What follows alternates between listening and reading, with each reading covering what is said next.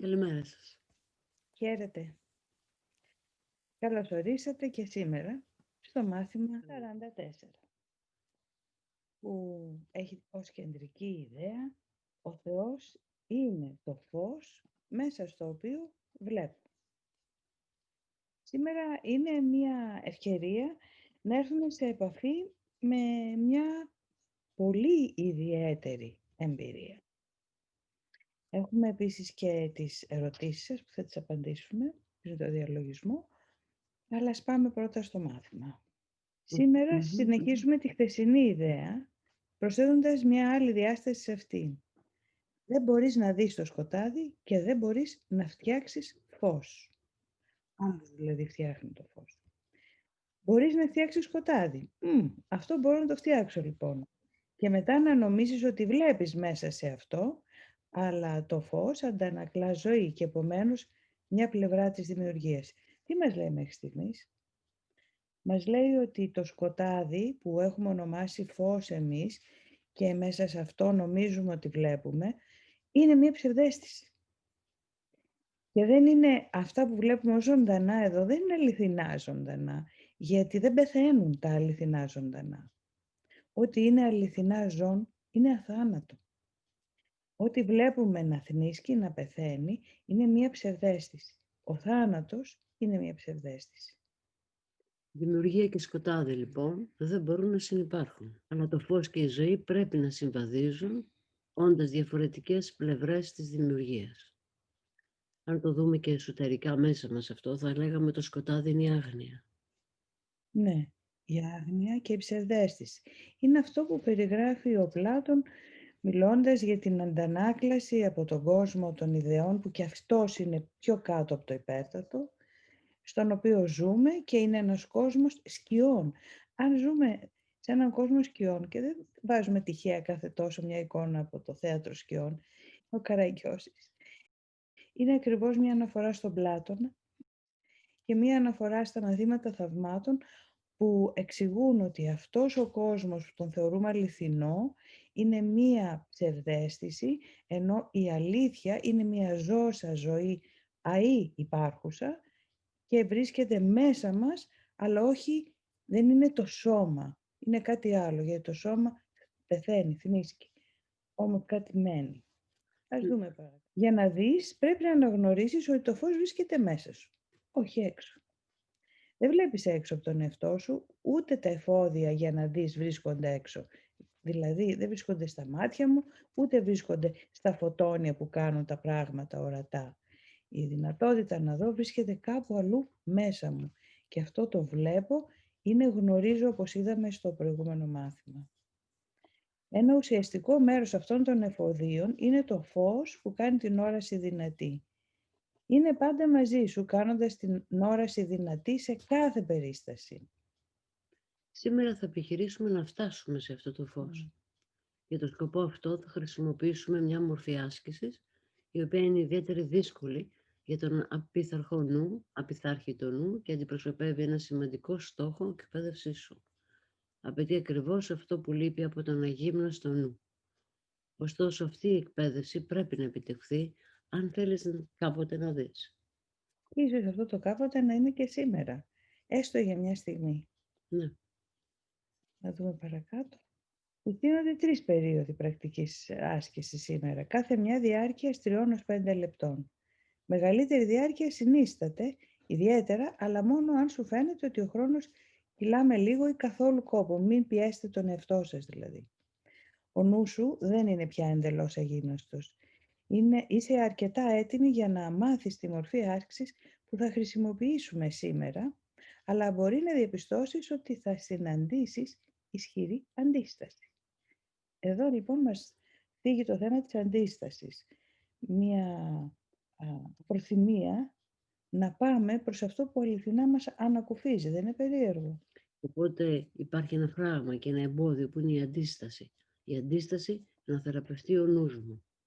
Η ανάγκη να είναι ακόμα τα πράγματα όπως είναι. Ο λόγος είναι πολύ απλός. Καθώς εξασκήσει με αυτόν τον τρόπο, αφήνεις πίσω σου κάθε τι που τώρα πιστεύεις και όλες τις σκέψεις που έχεις επινοήσει.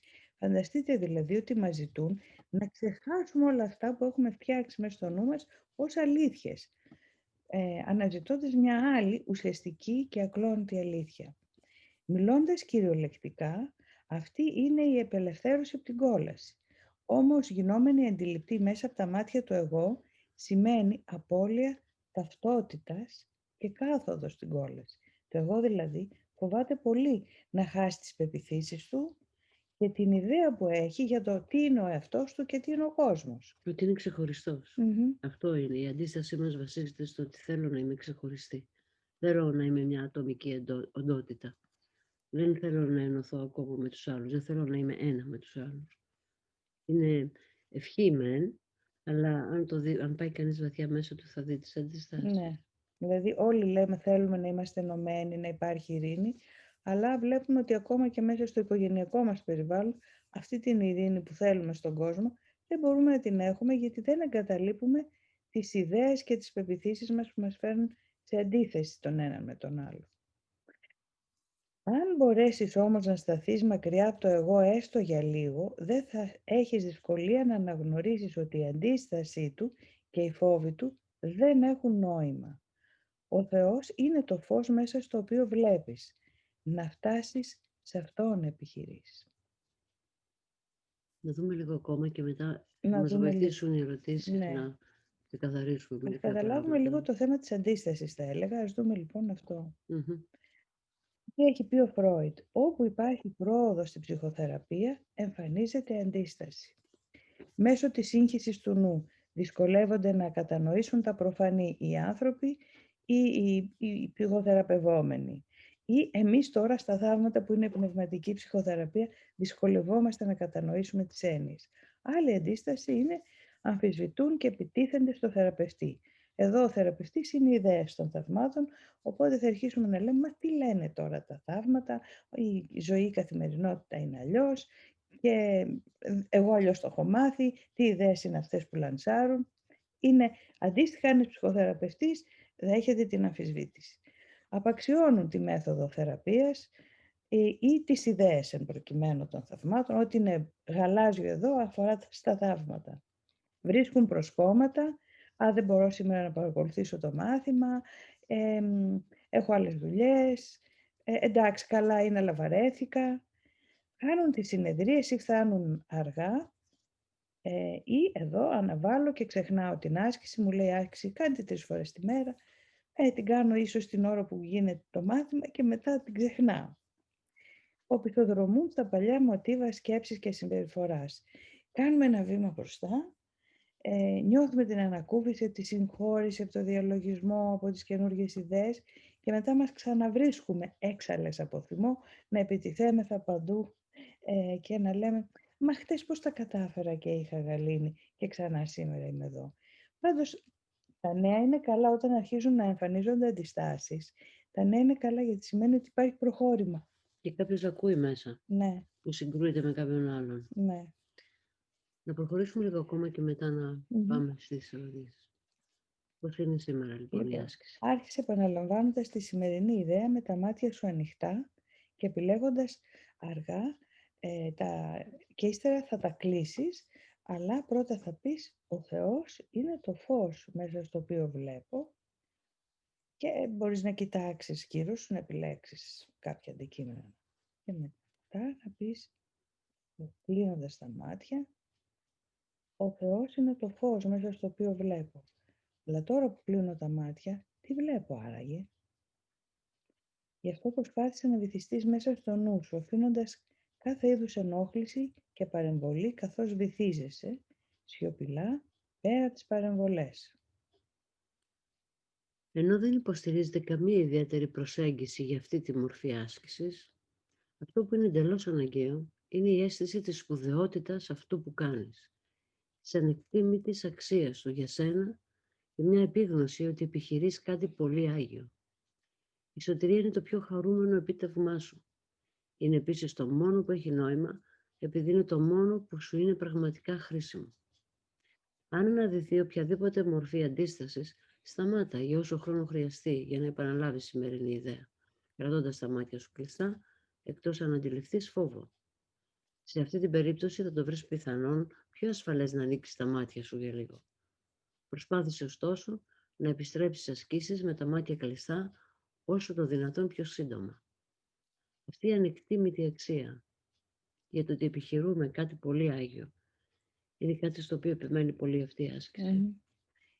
Γι' αυτό και μας λέει ότι ο νους μας χρειάζεται και γύμναση. Ναι. Μια πειθαρχία, να θέλω να κάνω την άσκηση, να θέλω να δω τα πράγματα διαφορετικά ή να είμαι πολύ περίεργη να δω πώς είναι τα πράγματα όταν είναι διαφορετικά. Δεν απαιτείται εδώ πίστη, και αυτό που απαιτείται ή ζητείτε, αν θέλετε, είναι να κάνουμε τις ασκήσεις και να δούμε τι γίνεται. Ας πούμε στην ερώτηση που υπάρχει εδώ, καλημέρα σε όλους, θα ήθελα να ρωτήσω, αν το π.χ. ο Θεός είναι η πηγή μου, δεν μπορώ να δω αυτήν την εγκαταστασία ξέχωρα από Αυτόν. Πού οδηγεί αυτή η σκέψη? Δεν είναι μια ερώτηση που μπορεί το εγώ να απαντήσει, γιατί είναι μια ερώτηση που κάνει το εγώ, αν θες προς τον επιλογέα.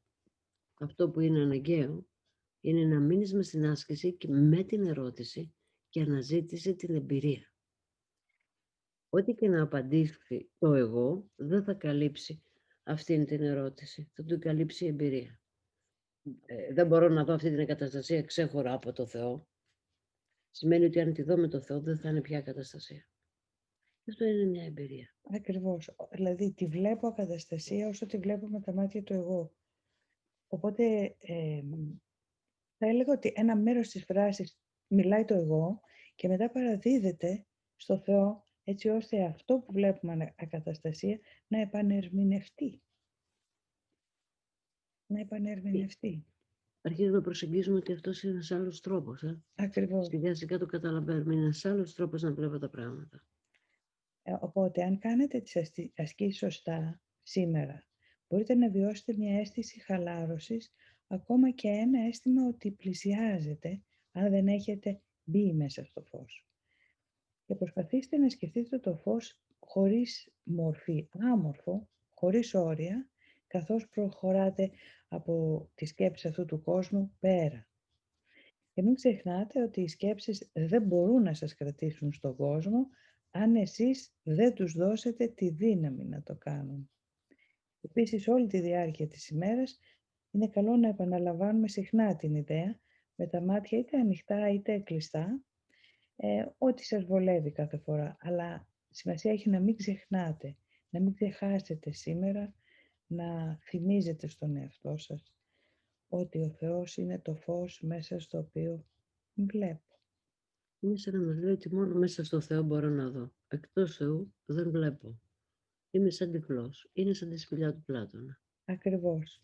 Ή σαν να βλέπουμε ένα όνειρο και αν πάρουμε αυτή την αντιστοιχεία του ονείρου, βλέπω μέσα στο όνειρο τον κόσμο που βλέπω όταν είμαι ξύπνια. Όχι. Βλέπω έναν άλλο κόσμο μέσα στο νου μου. Δεν βλέπω τον κόσμο που βλέπω όταν ανοίγω τα μάτια μου το πρωί.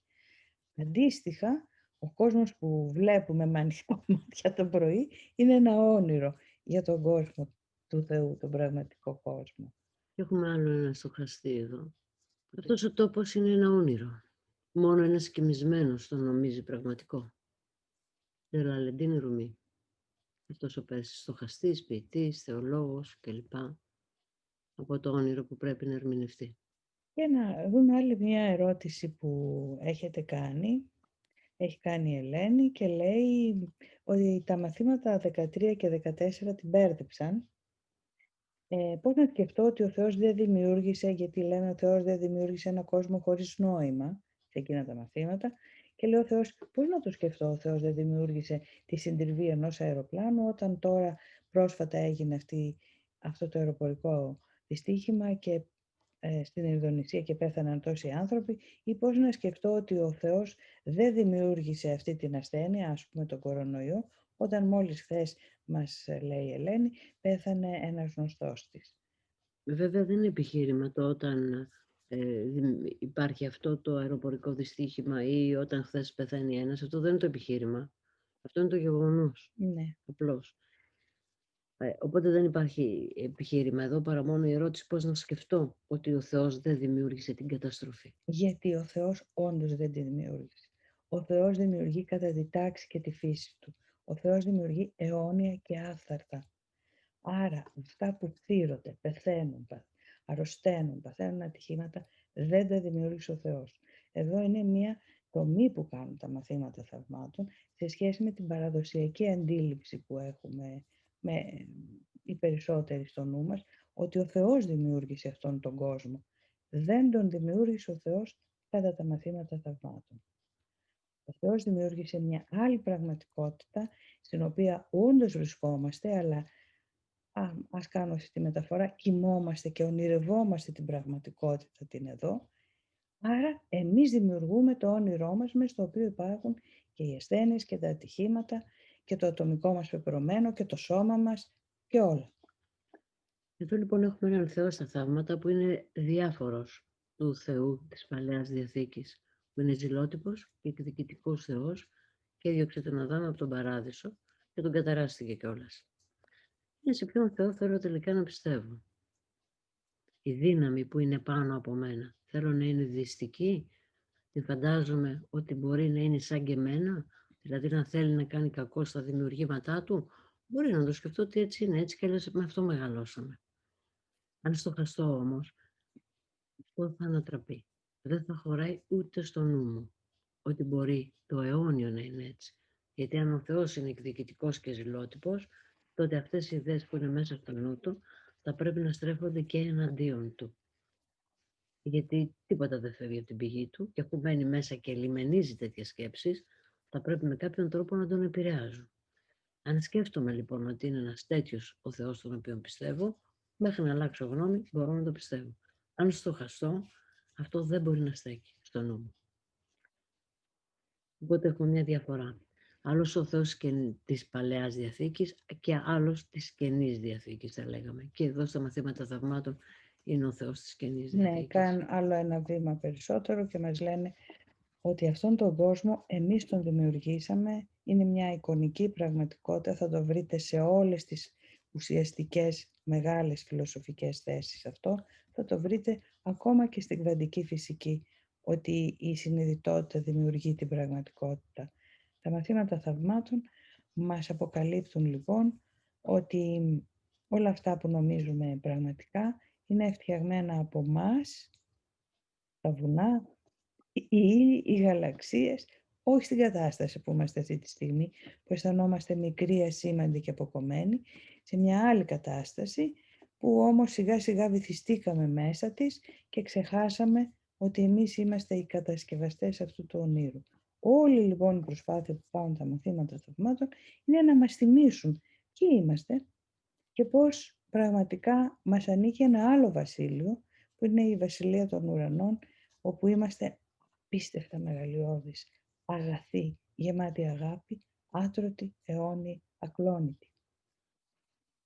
Είναι σημαντικό τα μαθήματα τα ίδια σκοπεύουν στο να αλλάξουν οι σχέσεις μας από επιθετικές που είναι, να γίνουν άγιες με την έννοια ότι δεν θα υπάρχει πια επίθεση μέσα στις σχέσεις.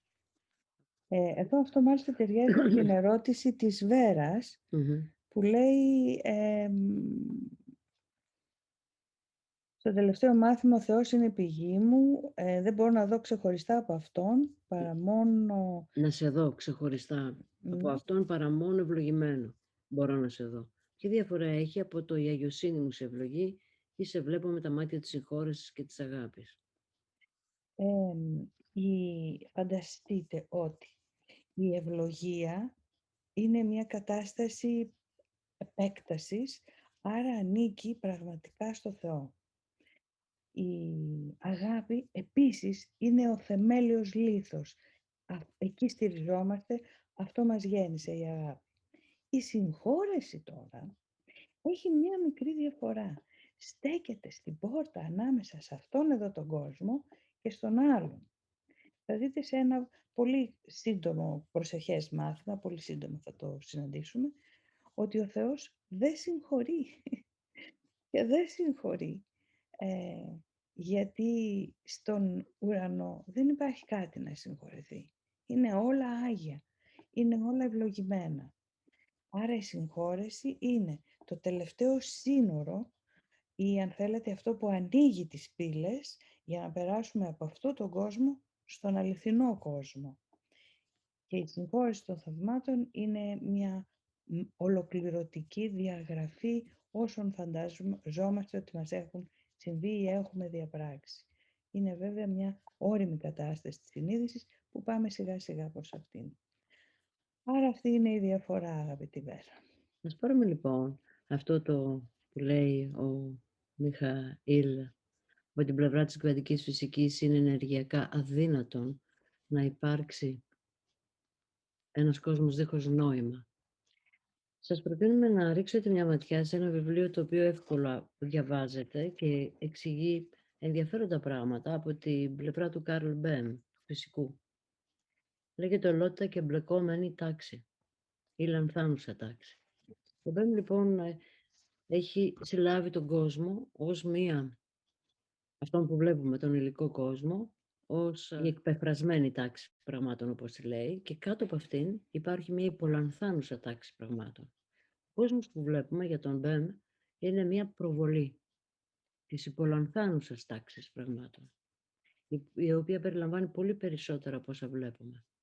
Έχει ενδιαφέρον λοιπόν ότι σε μια συνέντευξή του, στο Άμστερνταμ, λέει το εξής: οι θεωρίες της επιστήμης δεν μας δίνουν αληθινή γνώση. Δίνουν έναν τρόπο προσέγγισης. Είναι ένα είδος θεάτρου του νου, που δίνει θέες για τα αντικείμενα. Η επιστήμη ασχολείται με μια αντιληπτική επιχείρηση και όχι καταρχάς κέρδος γνώσης. Η διαδικασία του σκέπτεστε θα έπρεπε να ονομαστεί επέκταση της αντίληψής μας. Συνεχίζει ένας λόγος που δεν παρατηρούμε την υπολανθάνουσα τάξη, αυτή που είναι κάτω από την εκπρασμένη τάξη πραγμάτων που βλέπουμε με τις αισθήσεις μας, ένας λόγος που δεν παρατηρούμε την υπολανθάνουσα τάξη στην οποία αναφέρονται τα μαθήματα θαυμάτων, είναι ότι έχουμε συνηθίσει σε τέτοιο βαθμό την εκπεφρασμένη τάξη και έχουμε δώσει τόσο μεγάλη έμφαση στη σκέψη και στη γλώσσα, ώστε τείνουμε επίμονα να θεωρούμε την εμπειρία μας φανερή. Και ένας ακόμα λόγος γι' αυτό είναι οι καταγραφές της μνήμης, των οποίων το περιεχόμενο είναι κυρίως επαναλαμβανόμενο και σταθερό και ευδιάκριτο, έτσι που η εστίαση της προσοχής στρέφεται έντονα σε εκείνο που είναι στατικό και κατακερματισμένο. Γιατί αυτή η εκπεφρασμένη τάξη πραγμάτων είναι ακριβώς αυτό, κατακερματισμένο. Είναι αυτό που στα μαθήματα θαυμάτων ονομάζεται διαχωρισμός ή υποδιέρεση και ξανά υποδιέρεση των πραγμάτων. Έτσι μπορεί να προκύψει μια ψευδαίσθηση, όπου το εκδηλωμένο στατικό και αποσπασματικό περιεχόμενο της συνείδησης βιώνεται σαν η ίδια η βάση της πραγματικότητας και λαμβάνεται ως θεμελιώδες. Δεν θα προχωρήσουμε να εξηγήσουμε γιατί ο ίδιος θεωρεί ότι ακόμα και τα σωματίδια, λόγω της κυματικής μορφής τους, δεν αλληλεπιδρούν στην πραγματικότητα μεταξύ τους, σε αυτήν εδώ την εκπεφρασμένη τάξη, αλλά είναι προβολές μιας άλλης τάξης, δηλαδή αλληλεπιδρούν όχι μεταξύ τους, αλλά με μια άλλη τάξη που είναι κάτω από αυτήν που βλέπουμε, αθέατη. Και αυτή η αλληλεπίδραση εμφανίζεται εδώ. Αυτά λίγο για να έχουμε τροφή για σκέψη, που λέμε, όσον αφορά το θέμα αυτό. Να προχωρήσουμε σε μια άλλη ερώτηση. Αν κατά την άσκηση μπαίνουμε τη φαντασία μου στο φως, όπως το κάνουμε στη χαλάρωση, είναι εντάξει? Πολύ εντάξει.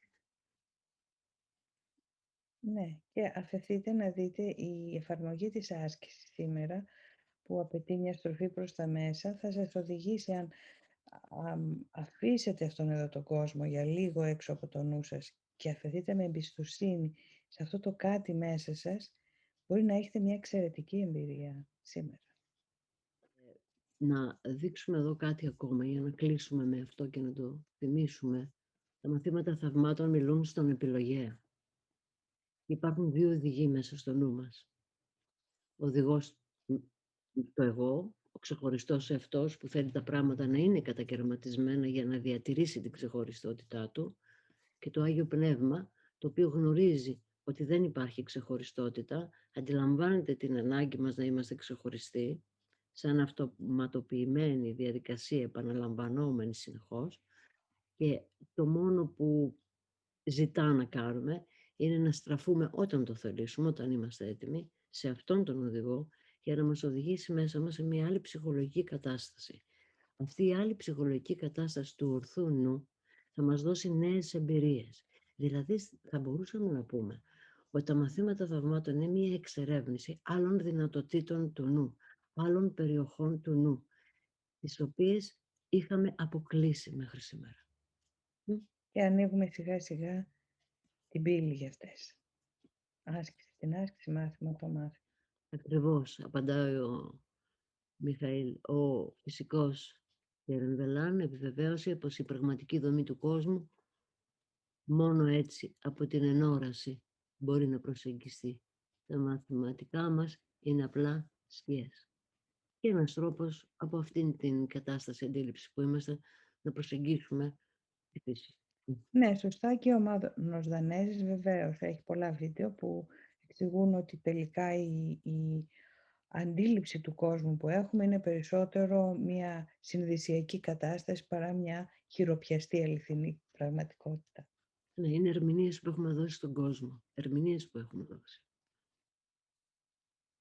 Ας έχουμε λοιπόν μια μέρα πλούσια σε στοχασμό σήμερα. Και μια εμπειρία με φως. Και κάνουμε και την άσκηση βεβαίως. Καλή μέρα. Χαίρετε.